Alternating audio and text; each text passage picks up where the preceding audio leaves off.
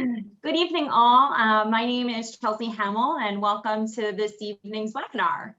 I am Special Olympics Pennsylvania, or SOPA's for short, COVID-19 coordinator. The state of Pennsylvania, as well as Special Olympics International, our headquarters offers, requires us to appoint a COVID-19 coordinator. And my responsibilities are really to keep current with the compliance phases, all of the requirements, coordinate any such responses, and monitor for COVID-19 throughout the state of Pennsylvania. That's where we live, Pennsylvania. Tonight, I am joined by quite a few of my colleagues. And on behalf of our team to yours, we thank you so much for attending this evening's live webinar, which is being recorded to learn about SOPA's Spring Return to Activities offerings. Tonight, my colleagues who will later introduce themselves quickly, and I will be covering a lot of information.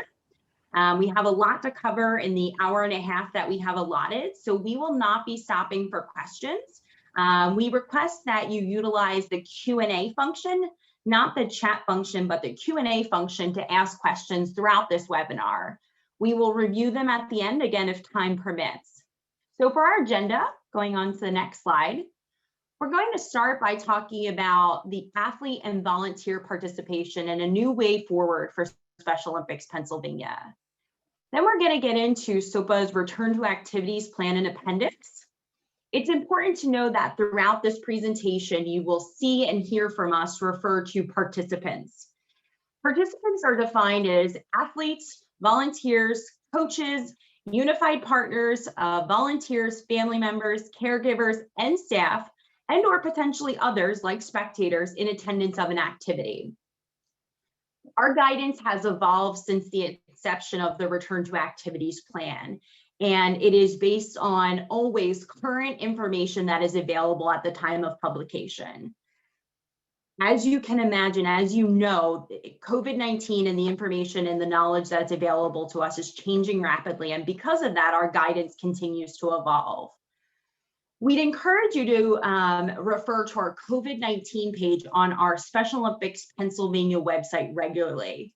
We're going to pull that up for you now by clicking the link here on the slide. So if you're familiar with our website, it's just www.specialolympicspa.org. And on our homepage, we have a COVID-19 protocol bar, and that'll bring you to the page we are on right now. Thanks, Mike. Thank you. So there's the COVID-19 protocol bar, and then this will bring you to the COVID-19 page. Here is going to give you an overview of the plan, which we'll get into in just a bit. And then if you scroll down, there is going to be, based on your role within our organization, information that is specific to you. So resources for everyone, resources for managers and other management team members, resources specifically for our coaches, resources for athletes and parent guardians. And then we continue to address frequently asked questions and add to this section of the website. So again, this information is available to you. It is regularly updated and would encourage you to refer to this website regularly. Lastly, as a part of tonight's agenda, we are going to discuss the training and competition opportunities that are going to be available to you this spring. So again, we are focusing on the spring return to activities. My first colleague who is here to talk to you this evening is Matt Aaron, Special Olympics President, CEO. Matt, over to you.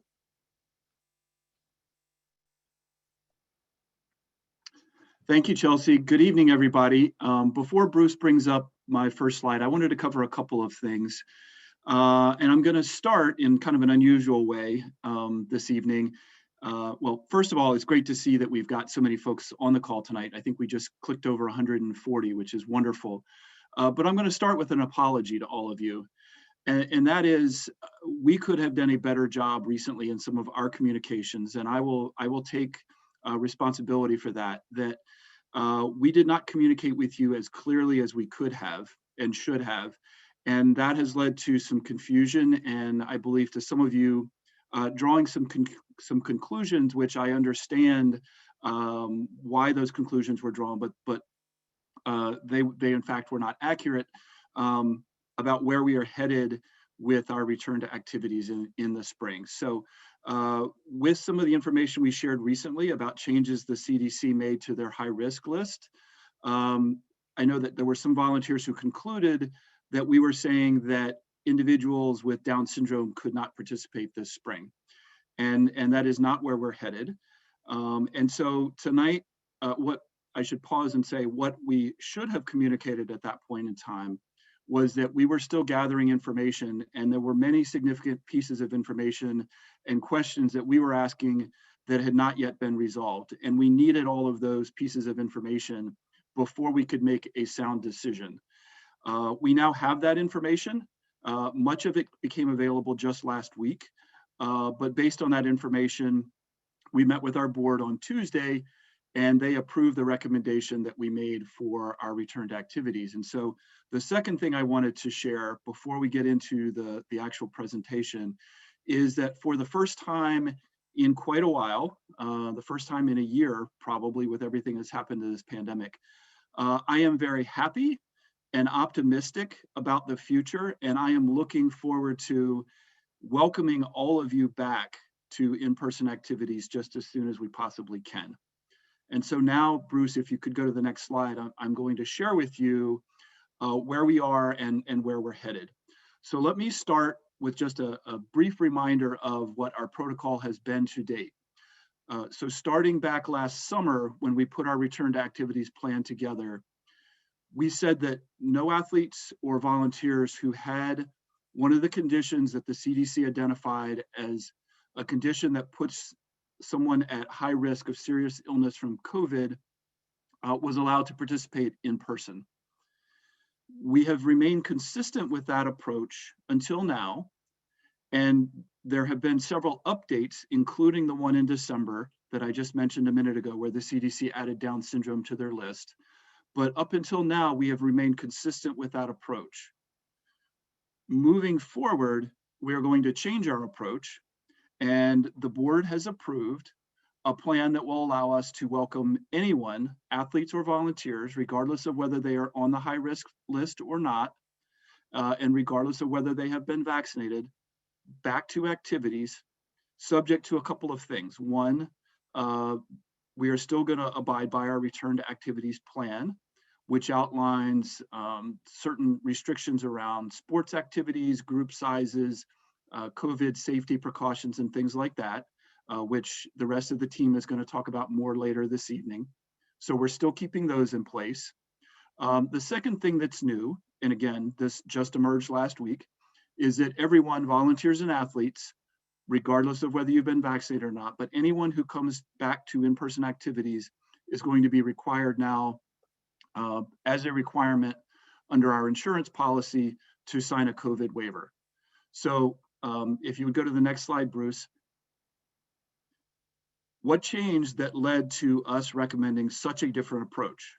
And I guess let me start actually with the red text at the bottom. One question that may jump out immediately is, we've always said that safety is the #1 concern, and it is, has been, and always will be our #1 concern. So if safety is so important, how could we draw a conclusion that's so different? Well, it's based on that information that we've received over the last week. I listed here on this slide, I'm not going to go through them individually tonight. There were multiple factors, and there's no single factor that led to this decision and recommendation to the board. It was a combination of all of those things and how they're interrelated. And so on Tuesday evening, we stepped the board through all of these things in detail. In the interest of time, I'm not going to do that tonight. I'd be happy to answer questions if you have questions about any of these items later on. But I am going to talk about just one of them, and it's the first sub-bullet here about some of the new information that's available. So Bruce, if you could go to the next slide. Last Monday, I spent about 40 minutes on the phone with Dr. Alicia Bazzano, who is the Chief Health Officer for Special Olympics International, talking about some data that recently became available. Actually, it's not publicly available yet. It should be released within the next week or so, but it's not public data yet. But I had a great conversation with Dr. Bazzano on Monday, and then she met and briefed a group of the national CEOs on Tuesday last week and talked about this emerging data. And in short, Jefferson University compiled a set of data covering 67 million different COVID cases. And from that data, they analyzed by controlling for all other factors. So all of the comorbidities like cancer, obesity, diabetes, and so on, they controlled for all those things in the data, and they still showed that intellectual disability is second only to age in indicating risk for serious illness or death from COVID. That's a pretty startling finding. So we have heard reports up until now. One of those, at least, is what led the CDC to add Down syndrome to their list. But up until this study, there have always been questions about, well, is it really intellectual disability, or is it some other factor that's mingled in there? This study looked at such a large sample size that even taking out all of those other factors, intellectual disability was still the second marker, only behind age, indicating significant risk. So that's a very important finding. As a result of that, Dr. Bozzano and Jefferson 2 Fridays ago met with the CDC and advocated with them that data should support a change to their list of high-risk conditions to move intellectual disability, not just Down syndrome, but intellectual disability in general, onto the high-risk list. So let me talk a little bit more about that. Bruce, if you would go to the next slide. What does all this mean? Well, the first question is, oh my gosh, the second marker only behind age, is it even worse than we thought it was, or they're even more startling concerns than we were aware of? According to Dr. Bozzano, this isn't new information. This really confirms what she and other medical colleagues suspected all along. It's just that now we have the very clear, compelling data to prove what they suspected. And the second important factor is that when we worked with SOI and other colleagues around the country last summer in developing returned activities plans, she was baking in those risk assumptions from the get-go. And so the plans that we already have in place that limit group sizes, they're more restrictive, certainly than the Pennsylvania group sizes that are allowed in most other states. And that was intentional. So the conservatism is already baked into our plans. And as all of you know who participated in person in the fall, we've successfully demonstrated here in Pennsylvania our ability to use those protocols and to hold events safely. Knock on wood, at this point, I am not aware of anyone, athlete, volunteer, staff member, family member, who has gotten COVID from participating in a Special Olympics Pennsylvania event. And our intention is to keep it that way moving forward. The other impact of this change, though, it will be a significant positive one, in that if the CDC makes this change for Pennsylvania and about half of the other states in the country, it will immediately move all people with intellectual disabilities to phase 1A, the top priority list for vaccination, which means they will all immediately be eligible to receive the vaccine. A significant number of our athletes are already there, but unfortunately there is a small group that is not. In fact, right now, the way the vaccination plan is implemented in Pennsylvania, smokers are ahead of many of our athletes in line to get the vaccine. And so this change will eliminate that and make it clearer and move all of them to the front of the line. The other thing that I would like to talk about here on this slide, that's not written on the slide, is what does this mean in terms of what our protocols have been? Well, first of all, going back to last summer, this information about the true risks to people with intellectual disability, I believe validates that we took the right approach from the beginning. That we're not dealing with the broader population where we just have some people with comorbidities, higher risk conditions mixed into a broader group.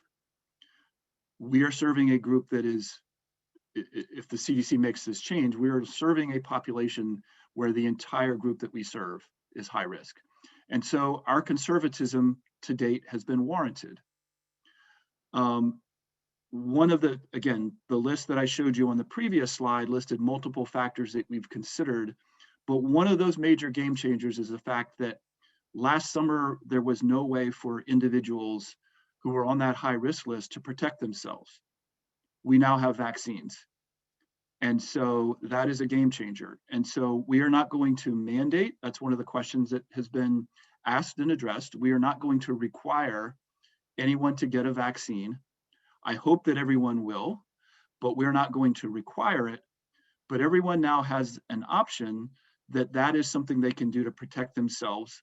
And obviously everyone will make their own choice about when they feel safe coming back to participate in Special Olympics. But that is a game changer.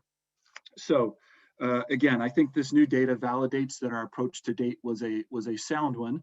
And the new data and the availability of the vaccine and all of those other factors that I talked about together led us to the conclusion that I just shared with you at the beginning. And if you go to the next slide, Bruce, just to bring it all back together, in looking at all of those factors together, we reached a conclusion, presented it to a joint meeting of our board program committee and executive committee on Tuesday, and they unanimously voted to approve our recommendation, and we can now welcome back all of you. And so, as I said at the beginning, I am thrilled, and I'm happier than I've been in months to look ahead, knowing that there are still challenges in front of us, but to know that we can welcome everyone back now who wishes to participate in person to do so, subject to our return to activities plan and guidelines. One final thing that I wanted to talk about before we get into that plan is that we're not out of the woods yet. So I just talked about the new study information about people with ID. All of us, with regard to the pandemic, we're not out of the woods yet. The data has been getting much, much better in recent weeks. The overall rates in Pennsylvania have come down drastically since the beginning of the year.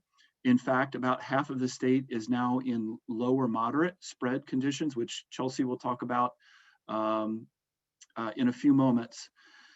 So that is encouraging, but at the same time, there are other things out there. Some of you may have read in the news recently that there are some projections or discussions about the possibility of a third wave. And there are certainly variants of the virus that are becoming more prevalent. So there are still some areas of concern, but I'm optimistic that as we move forward, we have a sound plan upon which we can move forward safely. And as part of that plan, it is possible that we may have to take some steps back. So we may begin our spring season, and then if there is a third wave and the spread becomes substantial again, it's possible that we may have to pause or even stop for a period, but we'll cross that bridge together when we get there. So I'm very optimistic, as I said. I'm excited and happy that we can welcome everybody back now, and we can look forward to a spring season that includes multiple opportunities to participate, including in-person opportunities. So the final slide that I have, if you go to the next one, thank you, Bruce. We don't have all the answers still. So what I just shared with you is obviously an important one. We're going to talk about a lot of other details in the rest of this call, but there are still some things that we don't have figured out. They're listed, some of them are listed here on this slide. We know that we have to address them. We're working to address them, and we're going to work with you to help figure them out. So with that said, I don't have any questions come in. I know this is this is a pretty big change. So I know we wanted to hold most of the questions until the end, but is there anything that we want to stop and address now before we move forward, or can we save the questions that have come in till the end? Matt, I think it might be good. We've got two that have come in so far that I really don't want to hold off on. First, now that ID is being addressed, would you please address BMI specifically regarding coaches and volunteers, if you just want to clarify that? Sure, yes. Our return to activities protocol allows anyone, volunteer or athlete, to return when they so choose, regardless of whether they are on the CDC's high risk list for any condition, and that would include BMI, which is one of the factors that's on there now. So as I mentioned earlier, and I want to make sure that I appreciate this question because I want to make sure that I'm striking the right balance here. I plan to get the vaccine as soon as it's my turn, and I hope that all of you will do the same. But we're not requiring it, and we're not making it a stipulation in order to return. So that consideration with BMI that was there before due to high risk is no longer in effect. And Mike, I see Amara's question. Amara's asking about waivers. As a requirement of renewing our insurance policy, and this is actually a good opportunity for me to digress and help share with all of you something that I think is really important that normally you don't have to think about, thank goodness, but it is something that I have to consider a lot as a CEO. There's no guarantee that an organization like ours can get insured.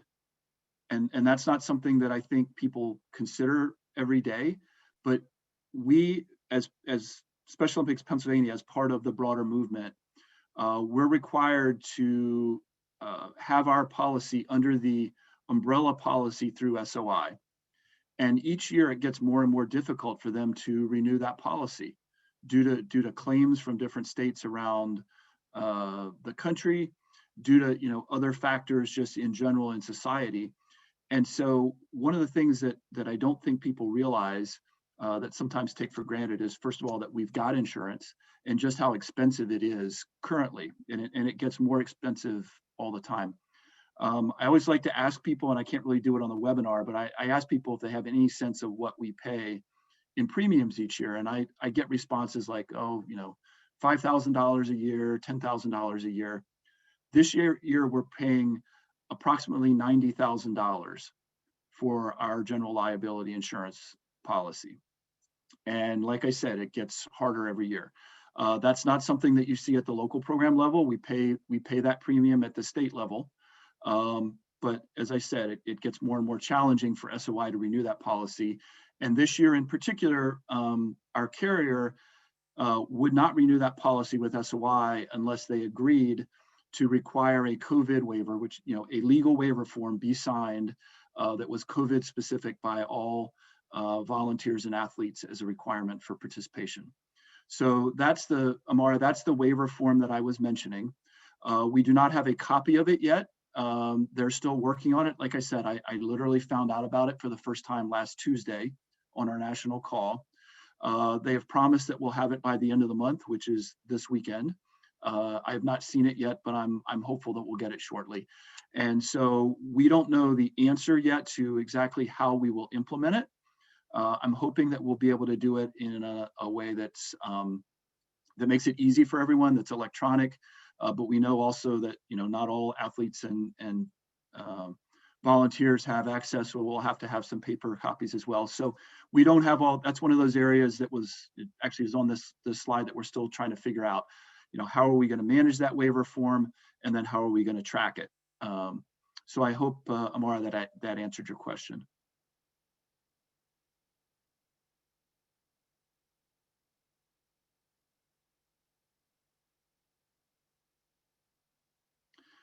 Let's see, there's a question. I wonder, maybe in the interest of time, should we save these other questions till the end?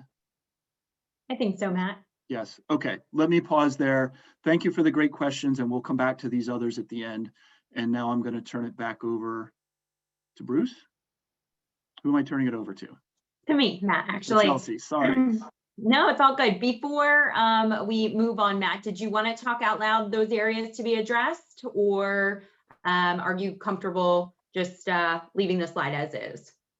In the interest of time, I'd rather, these are all things that we need to consider. We know that. Rather than going through them, I'll leave it till the end. And if there's a specific question about any of them, we can come back to it. Great, thank you. All right, so now we are going to get into our return to activities plan. And there is an appendix that complemented the plan. Again, that information lives on our COVID-19 page of our website. It is important to note that our return to activity plan aligns with the guidance set forth by our state, the state of Pennsylvania, the Center for Disease Control and Prevention, as well as Special Olympics International. Special Olympics is categorized by the state of Pennsylvania as a recreational and amateur sports organization, and interscholastic unified sports and other in-school programs are categorized as pre-K to 12 school sports. All of our local programs, inclusive of sport training, competition, meetings, social gatherings, such as an athlete leadership team meeting or a small picnic, as well as our school-based programs, are required to follow all of the guidance and requirements in our plan. Again, I already mentioned that the state is required to have a COVID-19 coordinator, but each site is going to be required to designate a COVID-19 coordinator. My colleague, Gina Reed, will in a bit talk more about the COVID-19 coordinator's responsibilities. Bruce, moving on to the next slide. So we're going to talk to you about community transmission. Assuming you've been following along with the virus, this should be familiar to you, but just we're going to take a minute or two to talk about community transmission. Community transmission rates are based on incidence and percent positivity. The level of community transmission table identifies current levels of community transmission of COVID-19, and there are 3 different levels: low, moderate, or substantial.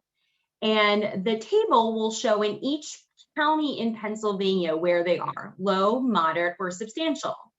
The incident and percent positivity data is from the Pennsylvania Department of Health. So incidence measures confirmed number of COVID-19 cases daily, and the percent positive is exactly what it sounds like. It measures the percentage of all coronavirus tests that are performed and actually given a positive result.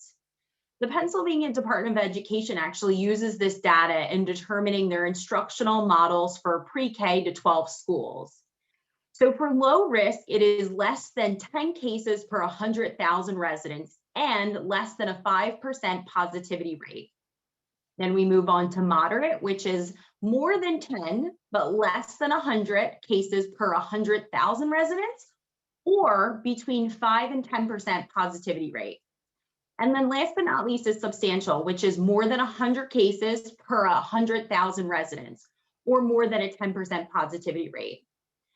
So our in-person activities may be conducted by our local programs in counties as designated by the Pennsylvania Department of Health as having either a low or moderate level of community transmission of COVID-19. Our participants will not be able to cross county lines for in-person activities if their county of residence is designated as having a moderate level of community transmission of COVID-19. As Matt addressed on a previous slide, this is one area that we are still considering. And again, we'll be in touch with our local programs should we make any changes regarding crossing county lines. If you're curious what your county is, if you're sitting there today wondering, oh, I wonder what Bedford is, where Bedford is, I wonder where Potter is, you can simply Google PA level of community transmission and find out where your county is. What will happen is an automatic Excel spreadsheet will download. It is updated, that Excel spreadsheet is updated on the Pennsylvania Department of Ed website to reflect data for the week ending the previous Friday. So it's data for the week ending the previous Friday. We also have the PA level of community transmission table on our COVID-19 page of our website. Again, the COVID-19 coordinator who signs up to be responsible for a site will be updated on an ongoing and regular basis regarding the community transmission. We're going to go to the next slide and just the continuation of community transmission. So again, any of our activities, that could be sports, it could be sport training, it could be competitions, meetings, social gatherings, are not permitted in those counties by the Pennsylvania Department of Health as having a substantial level of community transmission. Again, you can only do those in-person activities when you are in low or moderate. As we've already talked about crossing county lines for a county of your county of residence, you're also not going to be able to cross county lines as of now if you're using a training site or a competition facility located in a county that has a substantial level of community transmission. If a county is low or moderate and then reclassified as substantial, and again, we'll get into some specific examples using a calendar in just a bit, but bear with me. So if your county is low or moderate and then transitions to substantial, you are going to have to return to phase A. We'll get into the phases in a bit, but that is at-home virtual training. We do have some wonderful virtual training opportunities, which we'll talk to a little later this evening.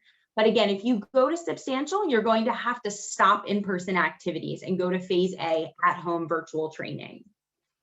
The SOPA field director, again, we have 3 field directors in the state of Pennsylvania. Our SOPA field directors will alert the local program manager as well as the site COVID-19 coordinator if their county has a substantial spread. The local program, that specific site, must shut down for in-person activities immediately for at least 14 days. Again, we're going to give you some real-life examples using a calendar in just a bit. So that's community transmission. Again, would encourage you all to utilize the Q&A function of the webinar should you have any questions, and we will definitely address them at the end. We're going to talk now about a 6-month medical extension for our athletes. So due to COVID-19, we know that renewing medicals has become, it can become difficult for our athletes and families. And in order to accommodate this challenge, if athletes meet the predetermined health criteria, and again, that's important that they meet the predetermined health criteria. And there's 3 of them, and they're listed on the screen. So I want you to, I'm not going to read through them. Please make sure you read through. SOPA issued a one-time 6-month extension for athletes that expired from March 2020 to August 2020. We are referring to this group, again, March 2020 to August 2020, as Group 1 of our COVID medical expired athletes. Special Olympics Pennsylvania, my colleagues have taken the lead in communicating with this group of athletes. We've sent emails, we've sent letters, and all local programs have been made aware. On SOPA, on SOPA first. On March 1st, SOPA is going to start making phone calls to any athletes who still have an outstanding medical, with again encouraging Group 1, March 2020 to August 2020 to renew. This one-time 6-month extension for Group 1, again, March 2020 to August 2020, is going to expire come March 31st. And those athletes are ultimately going to lose eligibility, which we of course don't want to happen. So we are encouraging, we are hopeful that these athletes in Group 1, March 2020 to August 2020, will get their athlete medicals renewed. So we move on to Group 2, and our field staff and Greater Lehigh Valley and Pocono Region staff has reached out to local programs to address the management of Group 2. And the Group 2's expiring medicals. Group 2 includes athletes that have medicals that have expired or will expire between September 2020 and June 2021. Athletes are eligible, again, same thing, for a one-time 6-month extension in Group 2. What is different about Group 2 versus Group 1 is Group 2 has a unique expiration date that is 6 months from the date that their medical expired. Same thing though, they're only granted this 6-month extension if they meet the predetermined health criteria listed on the slide. So for example, if an athlete, let's say, expired on September 15th, 2020, their extension would be March 15th, 2021. Again, 6 months from their original expiration date. Ideally, it is our goal to have athletes update their medicals prior to the expiration, and we don't have to utilize the full extension. However, if a family is having difficulty getting an appointment, we want to accommodate where possible. I will tell you, if an athlete's medical is expired and they have not been granted an extension, they are not able to participate virtually or in person until they get a renewed medical. So it is our hope in working with the local programs that we will get these athletes a renewed medical. I'm going to talk about the MOVE challenge, and I'm not going to steal my colleagues' thunder when they talk about this wonderful, exciting new MOVE challenge, but it is a virtual opportunity to get moving. And again, I just wanted to talk about the registration, because as a part of registering for the Move Challenge, which is a Special Olympics, I believe, North America Move Challenge, all of the participants, when signing up, because it's through Special Olympics North America, are going to be required, it's a part of the registration, the electronic registration, to electronically sign a release form. So our athletes that are registered with Special Olympics Pennsylvania do need a valid medical on file to participate in the virtual activities as well as in person. Again, as we mentioned on the previous slide, for those that are registered, SOPA is offering that one-time 6-month extension if the athlete meets the predetermined health criteria. I will tell you, individual athletes that qualify have been or will be notified that they are being offered this one-time 6-month medical extension. Again, we have those 2 groupings, and your expiration has to fit within those 2 groupings. Those are the only 2 groups right now that we're evaluating that they are being given or granted a potential 6-month extension. For those athletes that are not registered, so they're participants of ours, meaning they've never registered with Special Olympics Pennsylvania, are not required to submit a medical form in advance of participating in the SONA Move Challenge. If the individual, though, is going to continue to participate as a registered athlete or unified partner, they must have a valid medical form on file prior to beginning in-person activities. So that's all I'll say in regards to medicals. Again, encourage you to drop any questions that you may have in the Q&A. We're going to move on here to talking about high risk. So wanted to take a minute to talk about the importance that everyone is at risk if getting COVID-19 if they are exposed to the virus. But as we've talked to you all before, some people are more likely than others to become severely ill from the virus that causes COVID-19. COVID-19 is still a rather new virus, and more information is released on a daily basis. The latest information that we typically refer to, and again, I'm sure you all have your favorite sources, but the source that we refer to most often is the CDC. And we would expect that everyone consider information about returning to in-person when determining if and when they determine that they should return to Special Olympics activities, because of course we do not want to put the individual, their family, or their teammates at risk. Moving on from high risk, we're going to transition and talk about the phases. I know we're covering a lot of information, and I hope you're hanging tight and you're still enjoying the presentation. Thanks again for your intent listening here. So we're going to talk about the phases. So any county that the Pennsylvania Department of Health has designated as having substantial levels of community transmission, again, looking at the left-hand side of the screen, must adhere to at-home or virtual training. As already mentioned to you, you'll hear tonight about the exciting and meaningful virtual opportunities that SOPA plans to provide this spring. Moving from the left over to the right, any site that in a county that the Pennsylvania Department of Health has designated as having low or moderate levels of community transmission of COVID-19 is eligible to conduct in person. So again, substantial, no in person, low or moderate, yes to in person.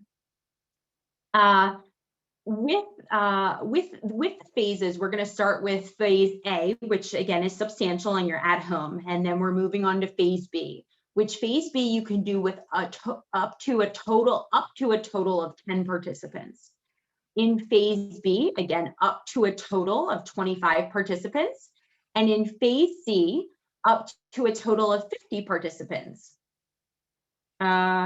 Phase D, up to a total of 50 participants. Sorry, just wanted to make sure I got that correct. In phase E, we are not going into phase E. That phase is not available this spring.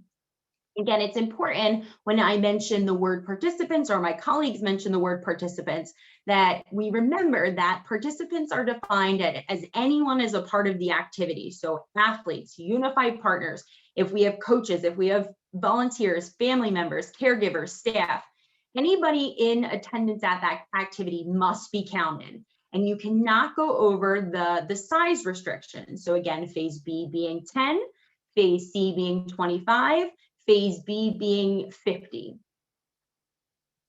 As for spectators, which I know are a part of the Special Olympics family, unfortunately, no spectators are allowed to congregate, and that's that's in the sidelines. It's really anywhere as a part of the activity.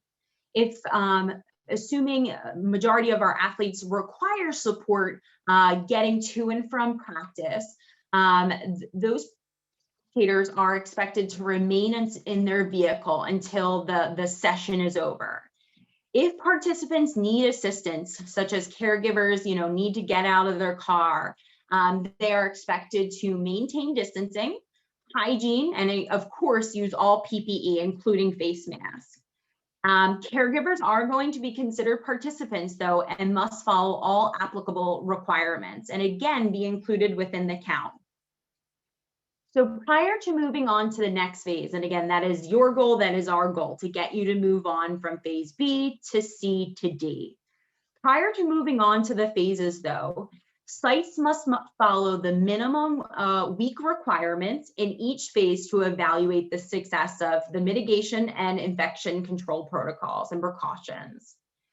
So you must stay in phase B for at least 3 weeks, phase B 3 weeks, and phase C for 2 weeks.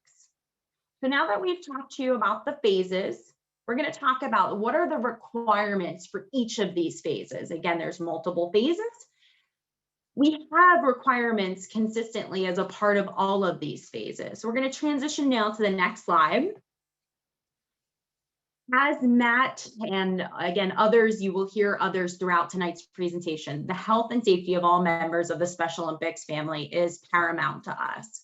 So we have such requirements to, again, ensure the health and safety of all of our members of the Special Olympics family. So first, participants must wear face masks while actively engaged in workouts and competitions, as well as when on the sidelines. This is a change from previous seasons. So again, participants moving forward must wear masks while actively engaged in workouts and competitions, as well as on the sidelines. They may receive an exception if they are listed in the Secretary's Universal Face Covering Order.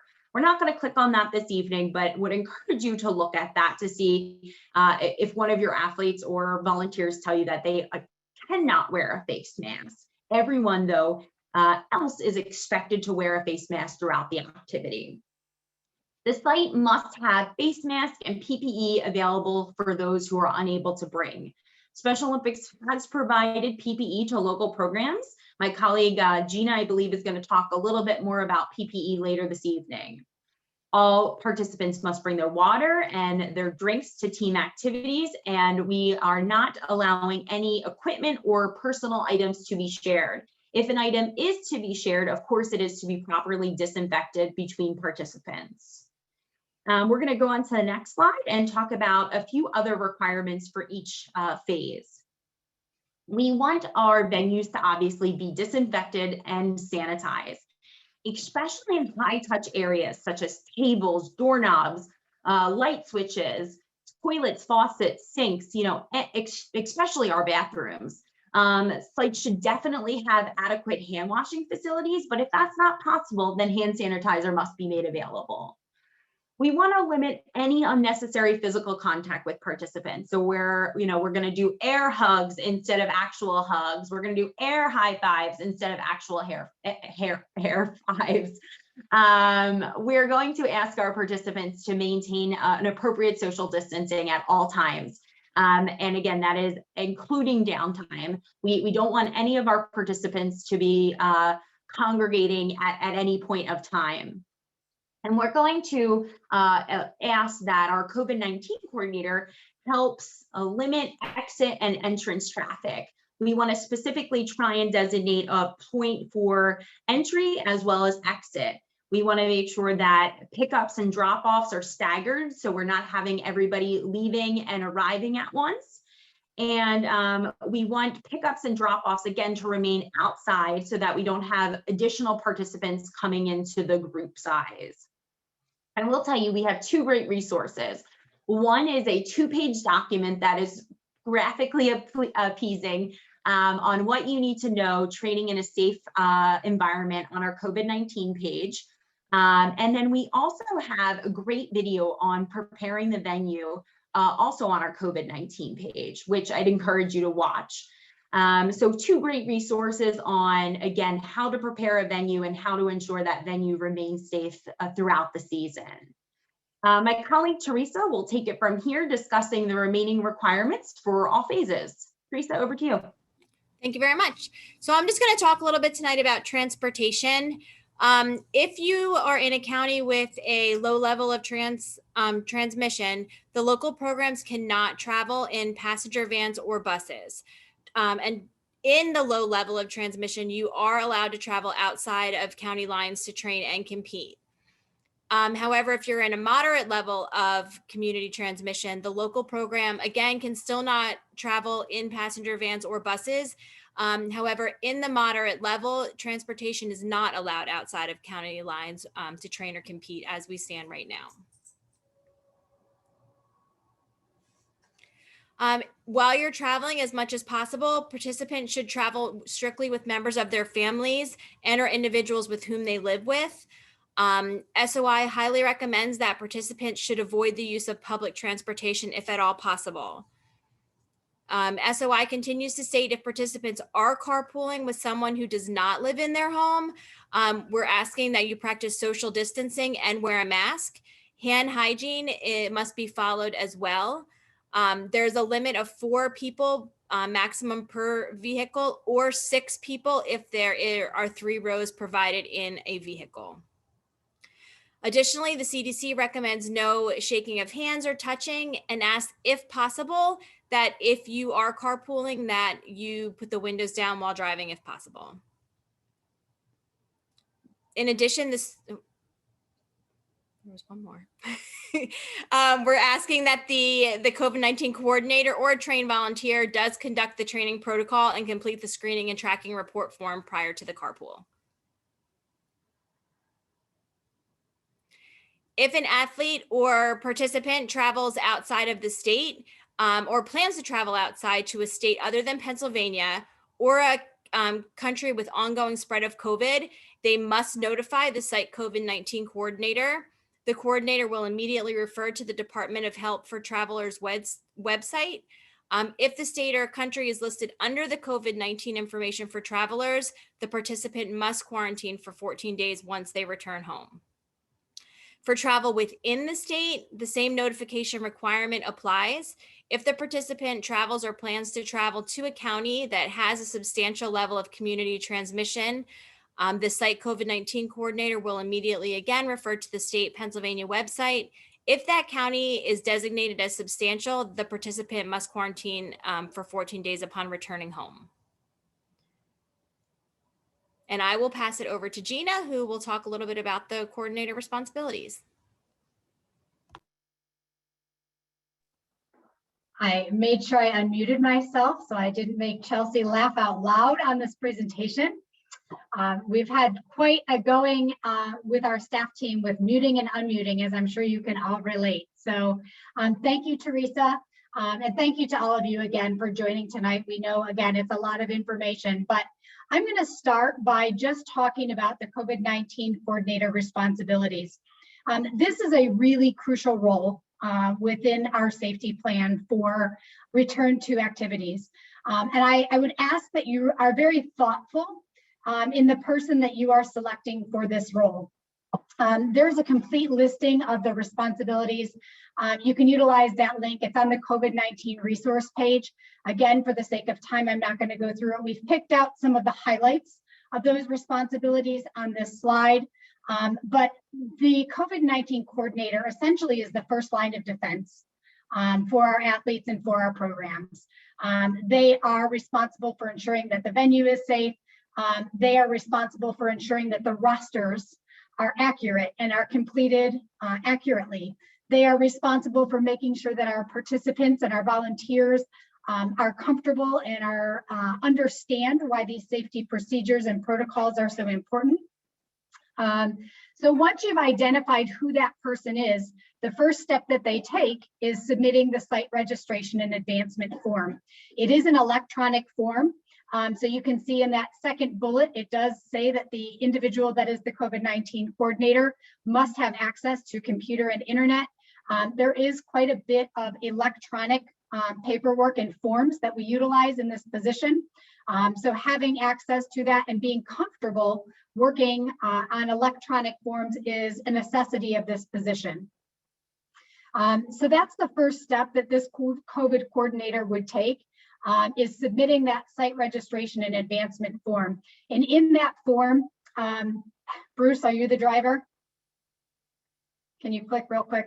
I won't go through the whole form, but you will be asked to fill out your name, your contact information, identify the sports that you will be training in, the location of your venue, as well as the anticipated number of athletes that will be participating at your site.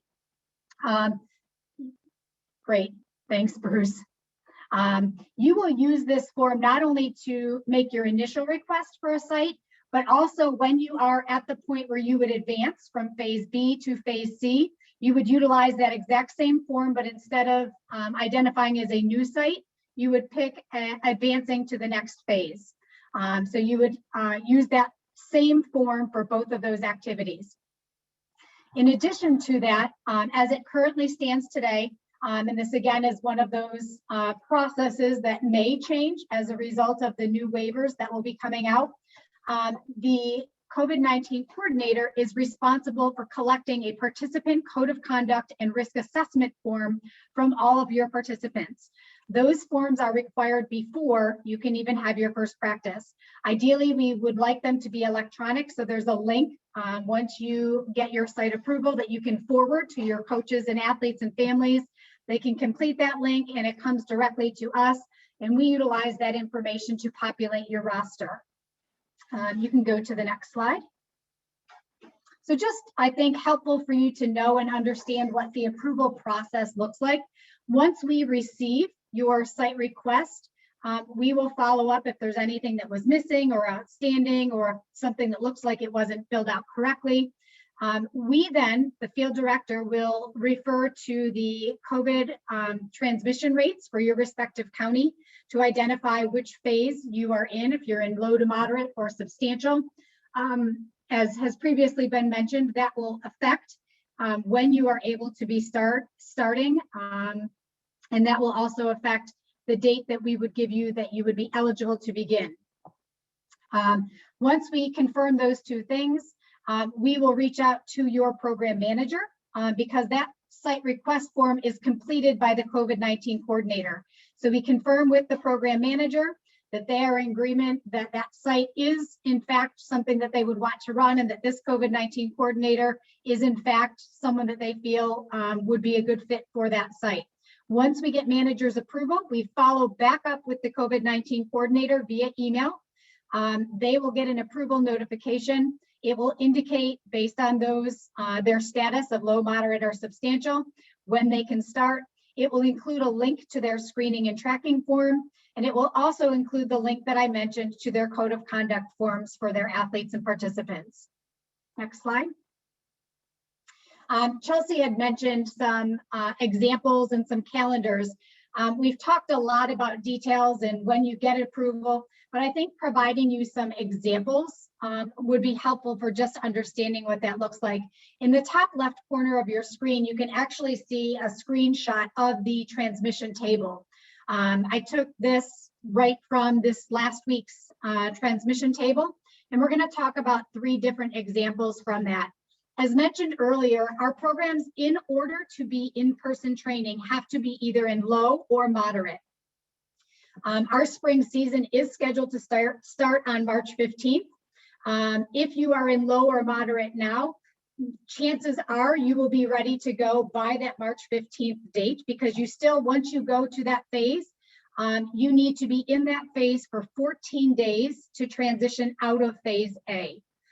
So once you go to low, it doesn't automatically mean you can train in person. There is kind of a waiting period. We want to make sure that it wasn't a fluky number. So we require a 14-day window to make sure that that county is staying within that level of safety. And from there, the field director will be communicating regularly with those COVID-19 coordinators. Once we have a site approved and there are folks in those different levels, we are communicating on a weekly basis where they fall in the process. So in my examples, if you look at Elk County, they went into moderate the week ending February the 5th.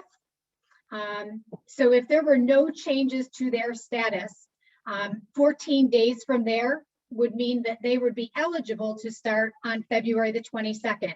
However, we're not starting our spring programming until March the 15th. So that would be when they could in fact start training in person. Similar with Fayette. If I looked at Fayette, they did not turn moderate until February the 12th. So again, if I went 14 days from that eligibility date, that would take them to March 1st, would be the first time that they are 14 days out, that they could even be considered for in-person. So again, if we started on March 15th, they could hit the ground running. The last example I will give is Fulton, who just switched this past week to low. And given that 14-day window, they would be eligible. They went on the 19th. They would be eligible to start on March the 8th. Probably the most relevant example would be if my program switched on March the 8th, which would be on the calendar on the upper right. 2 weeks from that date would take me to March the 22nd. So again, even though we start on March the 15th and they are in a phase that would allow them to train in person, they have not met the requirement of that 14 days. So they would not be able to begin in person until March the 22nd. So important to note that just because you switch to that low or moderate, there's still a waiting period. The same would apply if you get to that starting period and all of a sudden Fayette County went back to substantial and they had to stop training in person and go back to phase A. Again, they would, once they move back into that lower moderate, would again have to wait out that 14-day window to make sure that they were able to sustain that level, that lower level of transmission. So again, just wanted to provide some examples, and you can certainly go back to this and look at it a little bit more closely when you receive the slides. The screening and tracking report form is really important. And again, one of the responsibilities of the COVID-19 coordinator, making sure that the information that's contained in these screening and tracking report forms is critical, especially as it relates to contact tracing for us. If there was ever an exposure with any of the individuals at your training site, certainly we have had to go back to some of those rosters when there has been a potential exposure, not as a result of one of our practices, but if somebody did come into close contact, we have done our due diligence and have been able to go back to those screening and tracking reports to follow up with our athletes and our coaches to make sure that there was not any contamination that we would need to address differently. This is an electronic form, and in a moment I'll show you some examples of those. There is a paper version, and for example, if you didn't want to bring your phone or your laptop with you to practice to be tracking these forms, you could do them on paper, but you are required to eventually get them into the electronic format because that's how we at SOPA are able to track and follow those forms. And that must be transitioned from paper to electronic within 48 hours of your practice. So again, another important responsibility of the COVID-19 coordinator.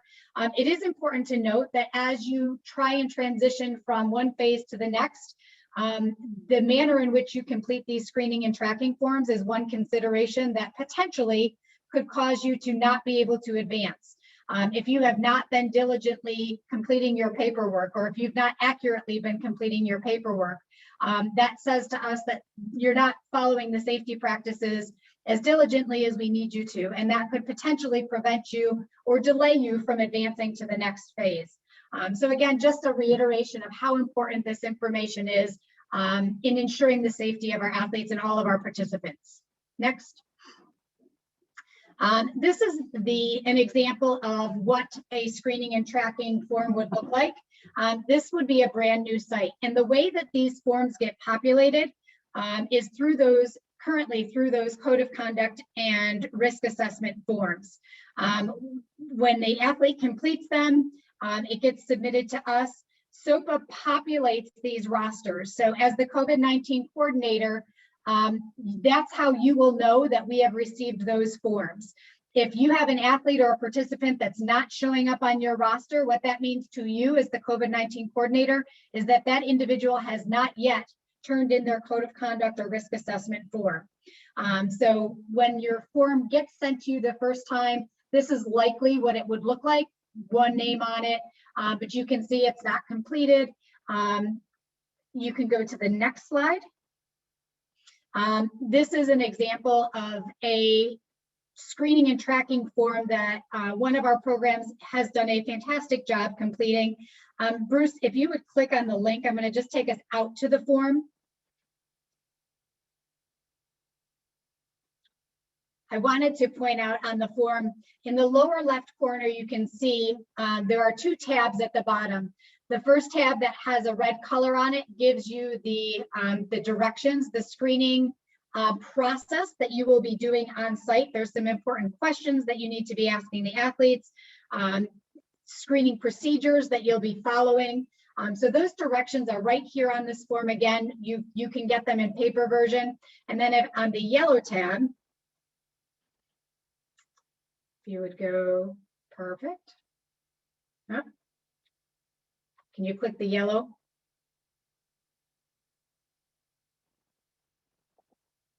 At the bottom, the form instructions.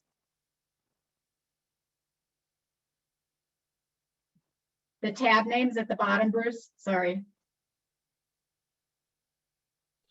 I can't get down there to change it. Oh, okay. I just see the red tab. All right, can you click on session 1 or session 2 then?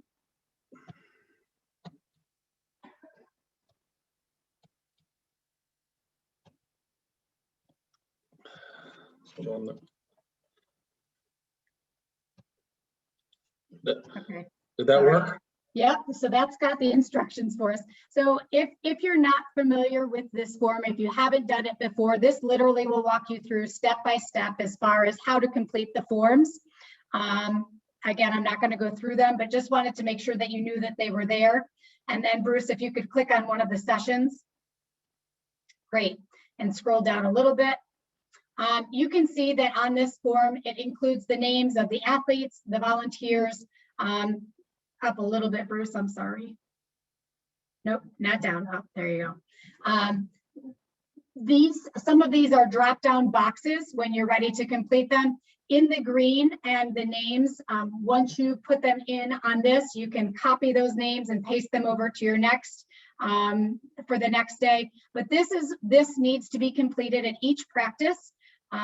Your field director will be going in and regularly spot checking these rosters. So if we see that they're not being filled out or completed, we'll be reaching out to you directly to say, hey, I saw you practiced yesterday, but I don't see your form filled out.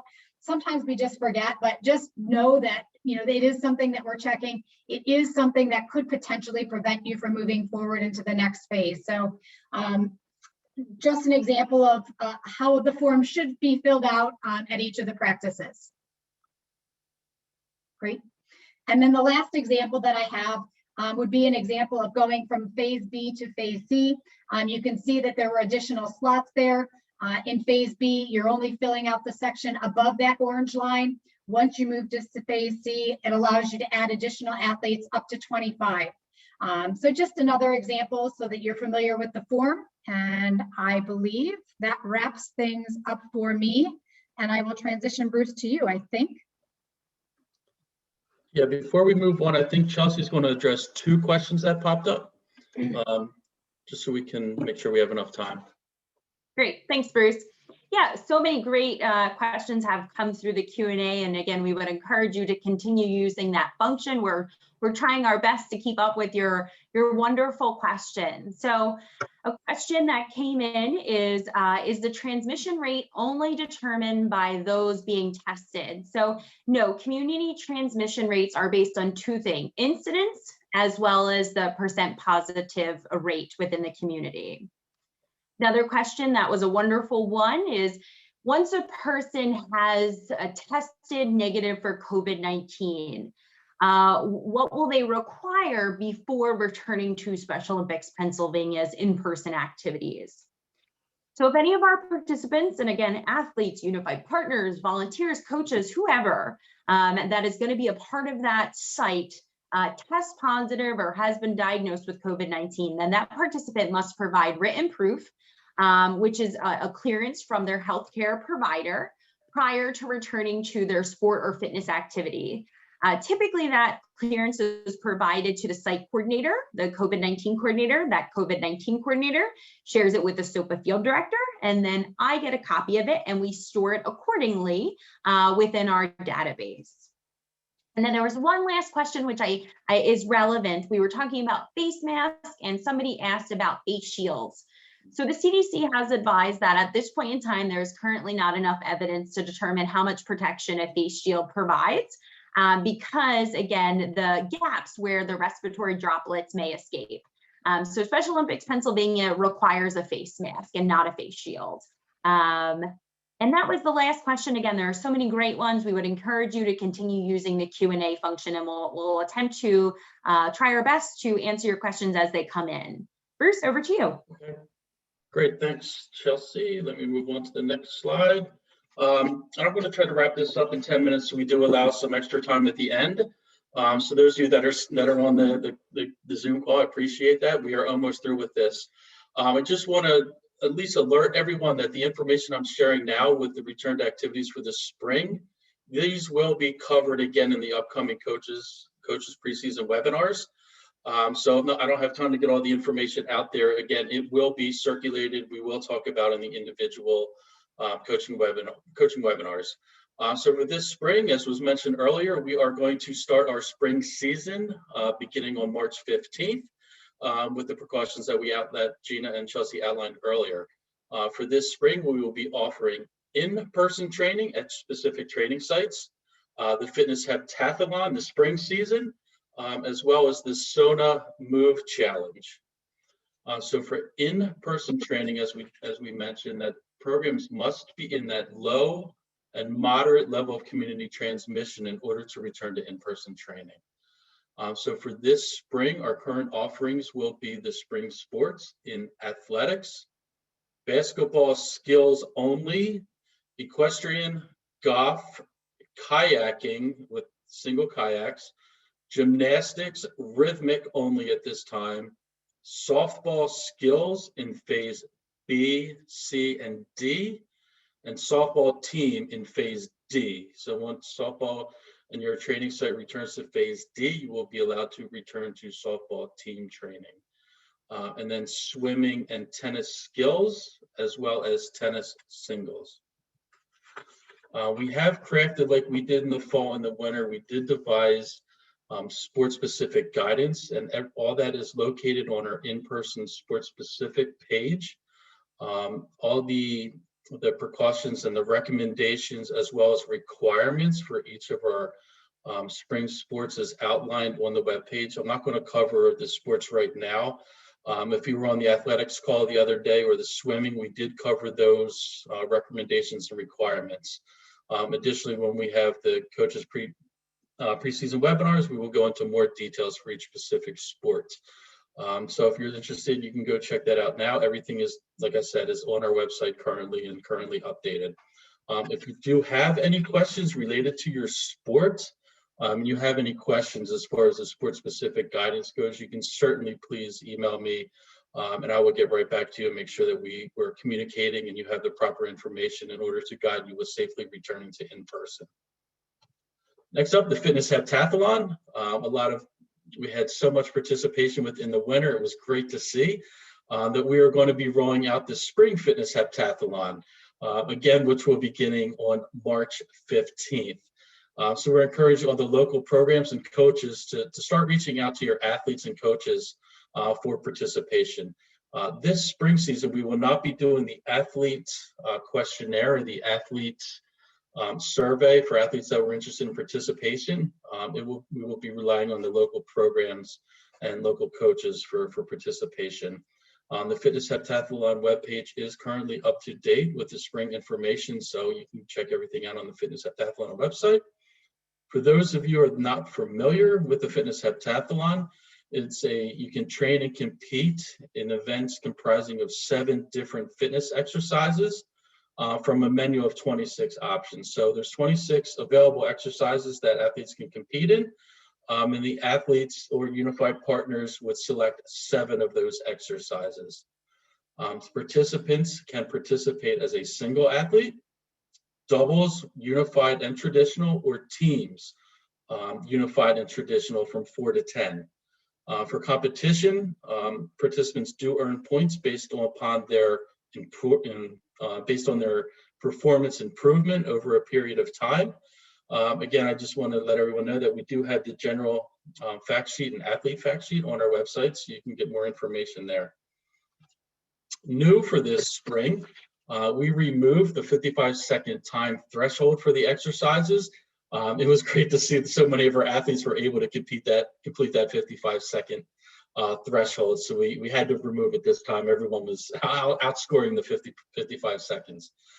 We also removed the metronome timing for the curl-ups. That became a challenge for some individuals in some programs. So we just took that out. One thing that we're excited about offering for the Fitness Heptathlon is we increased the teams from 4 on a team, to now 4 to 10 participants per team. So what that allows you to do is, if you're a team of basketball and you have 10 athletes on your team, each of those athletes could participate. So we're looking for that team environment. Same thing for softball. If you have a softball team with 18 participants, you can do a team with 9 and 9 or 8 and 8 participants, again, to get that team feel. We are going to require that the Visa's rosters be submitted prior to the season, which essentially would be on March 15th. That's no different than we did this past winter. But you are going to get a little bit more time in order to record those baseline Google Sheets. So Visa's rosters will be doing that Monday, March 15th. Mike will turn them around and send them back out to the local programs on Tuesday, March 16th. We'll send them back to the sport and competition directors. And then you'll be able to compete the baseline scorings by March 25th. And then you can see the other due dates for the Fitness Heptathlon. We are going to offer a coach's training for the Fitness Heptathlon. Obviously it was our first time around in the winter. We did learn a lot of things. So we're looking to do another round of coaches trainings, not only for the coaches that participate in the winter, but also for the new coaches that are interested in participating. We have some coaches that will be on the webinar as well, so we can learn some tips and tricks and learn some best practices that the coaches have experienced. I had the registration link on there. It was also shared out on the coaches Facebook page. Put a shout out for the coaches Facebook page. If you're not a member, please do so joining. You can go to SOPA coaches and it'll pop up on your Facebook. So I encourage you to register for that Facebook page. There's a lot of good information on there. Courtesy of Jen Tresp, the Fitness Heptathlon will count as towards your coach's progression plan. For example, the bronze level, it is a requirement that you as a coach are participating with the Fit 5 program, as well as goal setting and tracking for your athletes. Just because of the nature of the Fitness Heptathlon, that we are tracking, the athletes' goals. So that would count towards goal setting and tracking for the bronze level. Silver level, coaches are required to train at least twice a week for a minimum of 8 to 10 weeks. So those of you that are returning in person, if you're training once a week at a training site, you can use the additional 1 day coaching the Fitness Heptathlon to accomplish your twice a week for 8 to 10 weeks of training.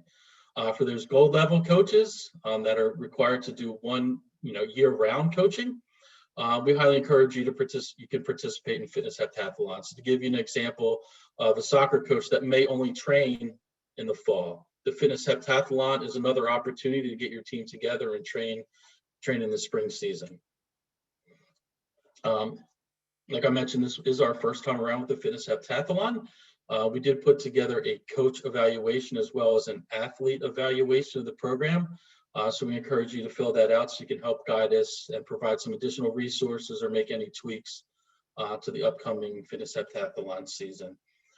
So hopefully you can figure that, hopefully you'll share that with your athletes, coaches. We've had a lot of response so far, but we can never have enough. So we'd like to get those completed by Monday, March 1st. Not only were they shared on the coach's Facebook page, but Gina has sent this evaluation links with her weekly email that she sends out to the local program managers. So hopefully they're sharing them with their coaches and athletes. I do want to stress though that because you can revert back to the substantial phase if you're in the lower moderate and you revert back to that substantial phase, that you would have to return to that phase 8 training. So I would encourage you to participate in the fitness heptathlon so your athletes don't miss out or lose out on an opportunity to participate if that would happen. So I just want to encourage you to participate in the fitness heptathlon. So the SONA Move Challenge, you heard about the SONA Move Challenge earlier as Chelsea spoke to. It was previously called the SONA Stride Challenge, but for this spring they have revamped it and rolling it out as the SONA Move Challenge. Essentially is an 8-week movement challenge where athletes and participants would track the number of intentional exercise. And by that meaning that athletes you just don't have to participate whether you're running, walking, or rolling.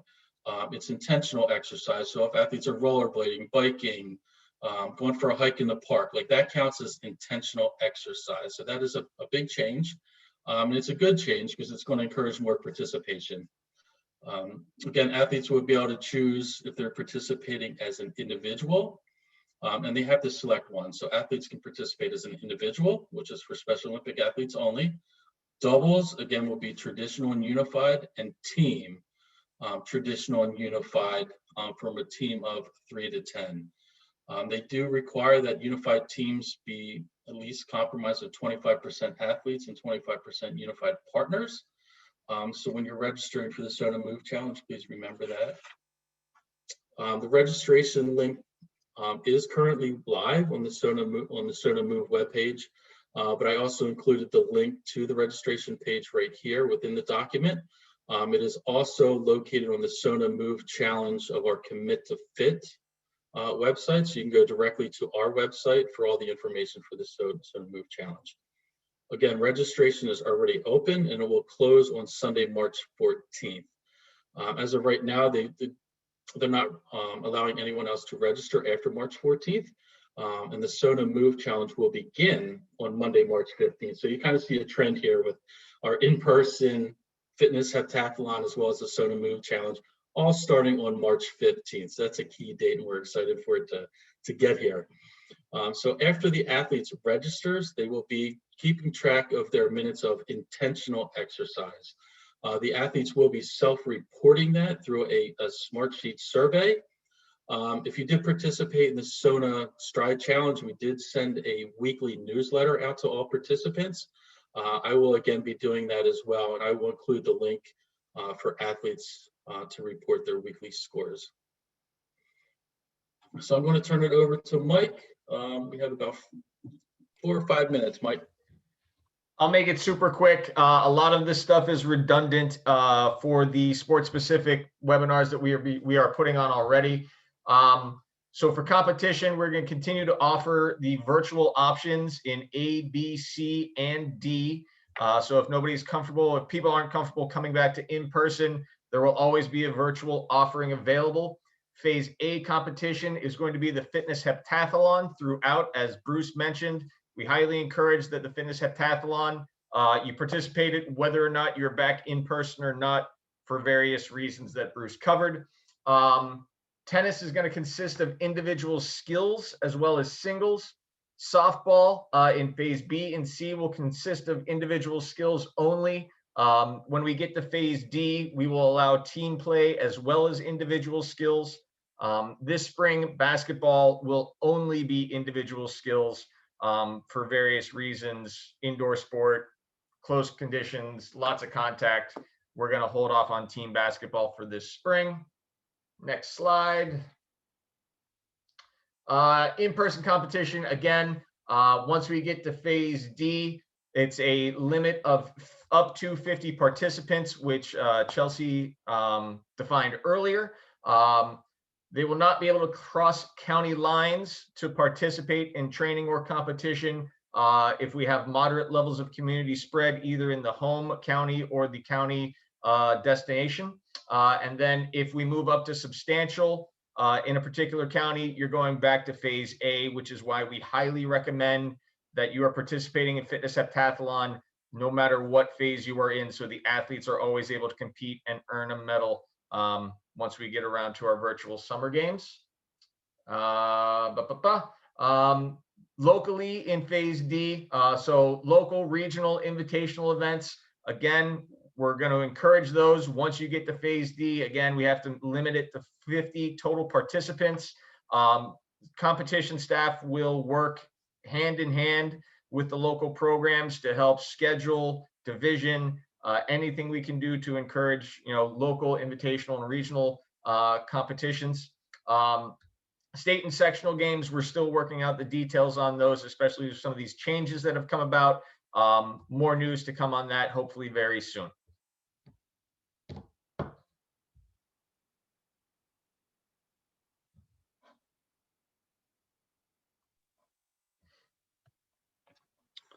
Okay, thanks, Mike. Just want to see if there's any additional questions in the Q&A, anything in the chat that we need to address. I still want to encourage everyone to please, if you have any additional questions, to drop them into the Q&A.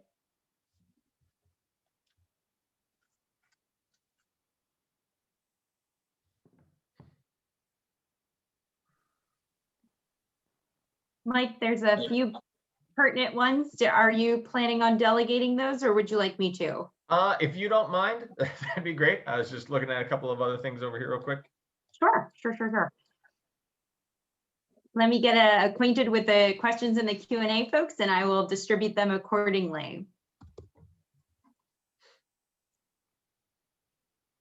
So when that came in it was mentioned earlier that the SONA move, no active medical form is required, just a waiver. Same for heptathlon.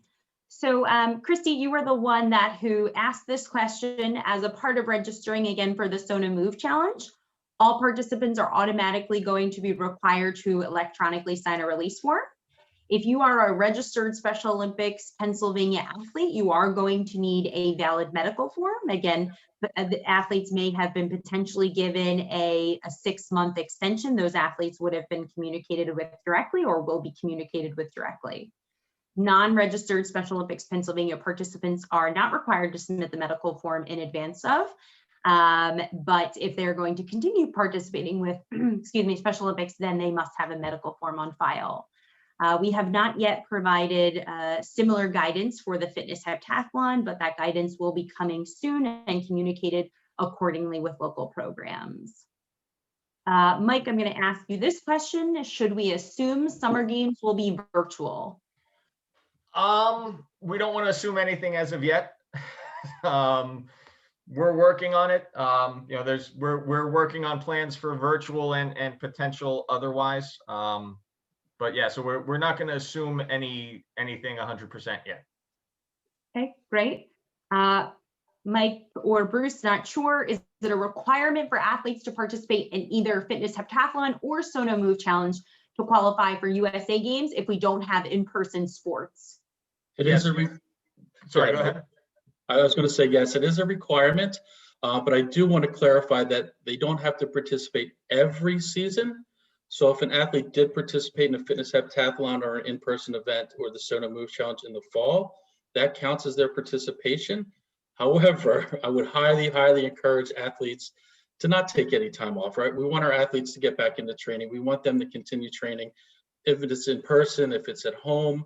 So even if they did participate, I highly encourage that the athletes do, participate in the fitness heptathlon or one of the 3 Commit to Fit activities. But no, bottom line, it's not a requirement that it's each season, but it is a requirement that they have participated at least one time. Great, thanks, Bruce. Again, for the both of you, is anyone aware if Penn State or any other college or universities are allowing their facilities to be used for Special Olympics Pennsylvania for practices?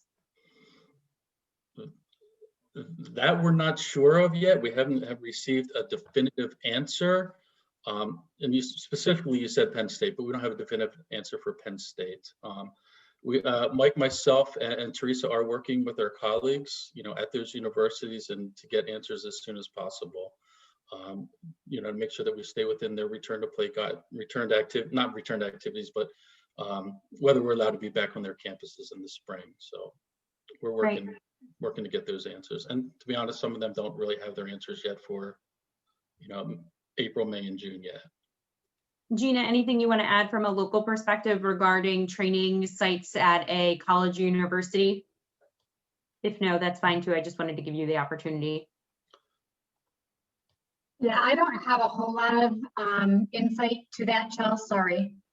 Okay, just wanted to give you, again, an opportunity. So a question came in, Gina, I'll direct this to you. Do you need a separate COVID-19 coordinator for each site, sport/site? Can a coach double as the coordinator? So 2 questions for you. So I'll go to part 2 first. The coach can double as the COVID-19 coordinator. However, I will caution you that it is a lot of responsibilities at the beginning of the practice. So you will likely want another coach that's there able to assist and monitor your athletes while you are doing the screenings of the athletes and participants while they are arriving. We recommend that that the COVID coordinator does only have 1 site and 1 sport. The reason for that is if there were some type of an exposure at a said site and you had a coach or a COVID-19 coordinator that was overseeing multiple sports or multiple sites, that potential exposure impacts both of those sites because that person has now impacted both of those groups. So we recommend that you are only at 1 site with 1 group, and that's really to mitigate risk. So there's your 2 answers. Great, thanks, Gina. Yep. Cynthia, you had asked, Walter had asked bowling, question mark. I'm not necessarily sure what that means. Mike, Bruce, if you have any indication what that means, if not, we can ask Cindy to kind of further explain. Yeah, no, go ahead. I think I know what it means, but go ahead, Bruce. Bruce is on mute. I'll take it. Cindy, we are looking to potentially have bowling, an in-person sectional level something for late August, early September is our target right now. We know that it is a selection event for 2022, so we want to make sure we have an opportunity to get the athletes to compete in person. So more news to come on that. That's something we'll focus once we finally solidify this spring summer plan. We'll start turning our focus there and we'll let you guys know as soon as we hear, but we are planning on doing something in person with bowling later in the year as the air clears. Great, thanks, Mike. Matt, a few questions directed to you. What's the reason for return to play at this point in time with a waiver? How does the waiver protect our volunteer coaches who will be running the practices? Does it come from a fear from Special Olympics about losing potential supporters or fear of losing athletes? Thanks, Chelsea. Great question. The waiver is a legal requirement, as I mentioned earlier, per our insurance carriers coming from SOI. As I did try to make a point earlier, our consideration here is based on what we believe is a safe way to resume activity. So it has nothing to do with fear of losing supporters or, I mean, we are concerned about losing athletes. We know that some athletes have not been able to participate, and when we are able to resume, we want as many people to come back as possible. but our guidance for all of this is based on safety. I didn't have time earlier to go into some of the details about the different considerations around the medical data, but we are trying to strike the right balance. And this was an important part of my conversation with Alicia, Dr. Bazzano. In addition to being the Chief Health Officer for SOI, she also still runs a clinic for people with intellectual disabilities. And so she's acutely aware of the health risks to people with ID due to COVID, and that's the study we talked about earlier. But the other point that she emphasized in my conversation with her is the tremendous impact that the last year has had on people with intellectual disabilities. And of course, I mean, we've all been experiencing it, but in particular, our athletes, the mental health impacts due to isolation and inactivity. And so while those things were there a year ago when this first started, it's now gone for a year. And so we're trying to strike the right balance about resuming activity, but resuming it safely. So that's what this is all about. And I think there was another similar question, Chelsea. I'm going to try to answer that now as part of the same response. And if I miss a piece of it, let me know, or whoever asked can come back. There was a question about, why are we rushing into this, and what does this mean for our volunteers? That's also a very good question, and one that we've considered. The good news in terms of the protocol that we had before is that any of our volunteers who were on the high risk list before are now already eligible under phase 1A to get the vaccine because of the definition of how Pennsylvania is handling those high risk conditions. So any of those volunteers are eligible immediately. But what that means at the same time, obviously, is that those volunteers who don't have a high risk condition aren't eligible to get the vaccine right now. And what does it mean for them? That's where we're leaving it up to everyone to make their own determination. We're not going to force anyone to get the vaccine, and we're not going to force a volunteer to come back. That's one of the great things about being a volunteer. You get to vote with your feet. If you're not comfortable coming back, we don't want you to come back. So we want everyone, our athletes, our volunteers, our staff, to be comfortable in resuming activities. When we talked earlier, the last slide that I had was the one that listed some of those things we're still considering. One of the things that we don't know yet is what this is going to look like when we resume activities in terms of our ability or your ability to get venue space. That was one of the questions that was just asked a few minutes ago. We also don't know how many of our coaches and volunteers will be comfortable. So we understand it if some people aren't comfortable right now. And that's something that we're going to have to work together on to figure out. And so we'll work through that together. If you look at items number 3 and number 4 on the list, one of the things that we're considering is, and again, I'm hoping that I'm hitting multiple questions as I go through this response. There was another question about, what happens, after I get my 2 shots and I wait the required time period and come back, do I still have to do the screening protocol? The answer to that is yes. The protocols will remain regardless of whether you're vaccinated or not. The rationale there is the vaccines are not 100%. It is still possible for you to get COVID, and it's not clear to the medical community yet whether you can also transmit that to someone else. So you would have to still do that screening protocol before practice. But related to that and tied to items number 3 and number 4, we realize that as the vaccination plan rolls out through the state, it's going to take time for all of us to get vaccinated. And so we want to allow for someone, either an athlete or a volunteer, who isn't comfortable on March 15th, if your county gets the green light and can start in person, it's possible that some of your athletes or volunteers may not be ready yet. And so we're looking at how we can consider ways for them to rejoin mid-season so that everybody gets the opportunity when they're comfortable, when they're ready to participate. And as part of that sort of mid-season return, or in conjunction with it, we're also looking at number 4, should we extend our season out a little bit longer, perhaps from the beginning of June to the end of June, to allow for everyone to have good opportunities to participate. We don't have the answers to all those questions yet, but those are all things that we're looking at to provide as many opportunities to get people back to meaningful in-person activities that we can while doing it safely. So again, there were a lot of questions out there related to those things. I hope in that long answer there that I've touched on many of them. So Chelsea, what did I miss, or what other questions were out there for me? Matt, just another question that came in regarding the waiver, and this is a new one. I'm reading it as we go. Is there a way that athletes are going to sign the waiver? There is an option or way they can click through where the waiver will be read to them. Great question, and the answer at this point is we don't know yet. We have not seen the waiver or even a draft of it from SOI, so we don't know what it will look like, how it will be structured.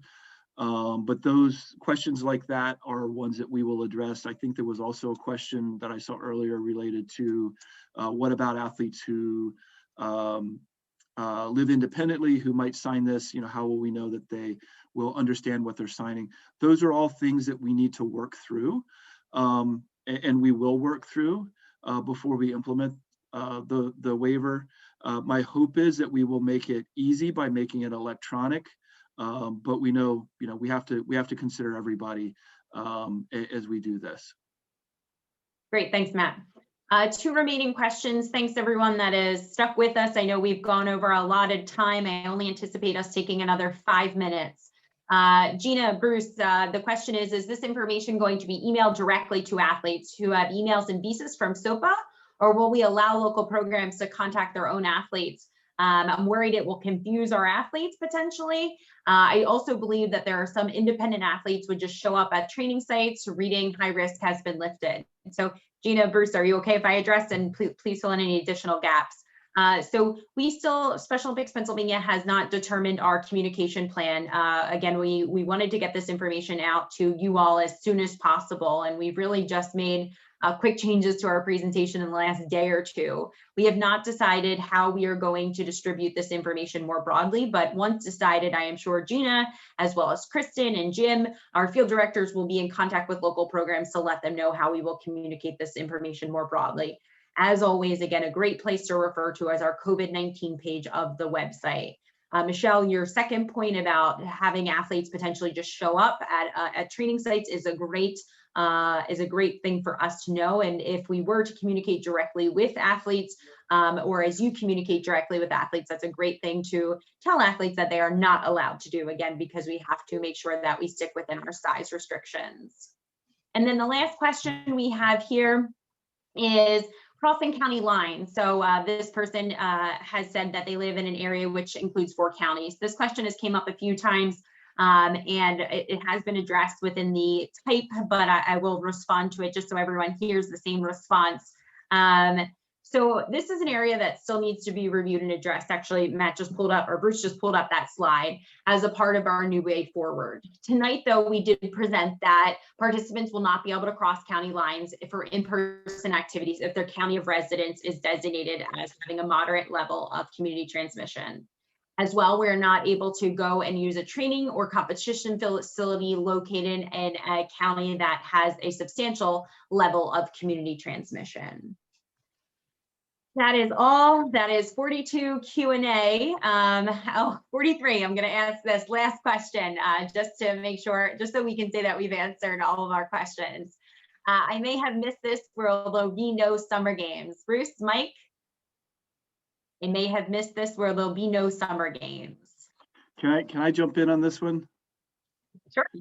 That question was asked earlier. That's not correct. We are still looking to have a culminating event for the summer season. We don't know yet what it will look like. So I want to add a little bit to what was provided earlier. We know at this point that it's not going to be safe to bring 3,000 people to the Penn State campus for several days in June. So summer games will not look like what historically, traditionally it has. And that's disappointing, but that's the reality of where we are.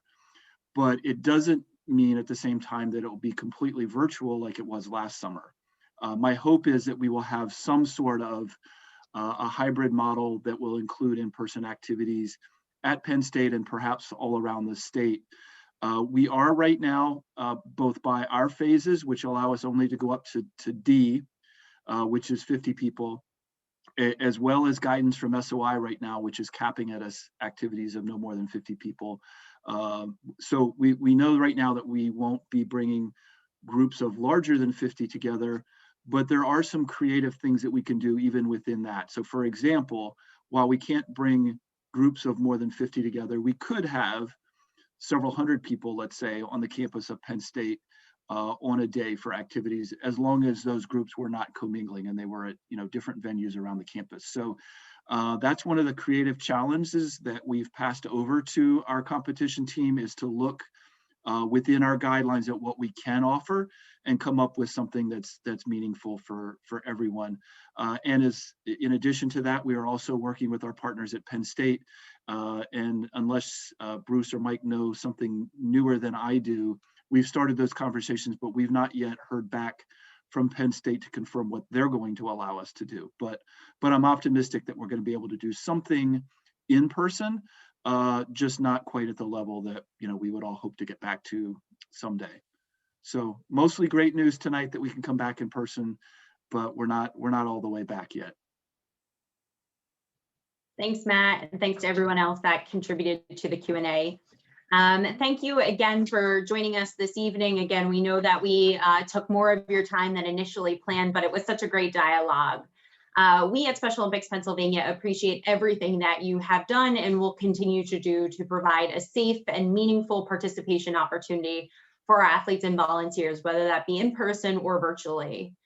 We do anticipate being able to share more with our local programs in the coming weeks. So as always, should you have any specific questions or concerns following this webinar, I'd encourage you to reach out to your field director, and you can find the contact information of your field director on our Special Olympics website, www.specialolympicspensylvania.org.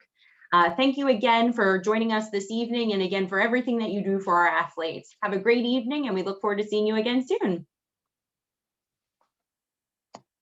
Good night, everyone.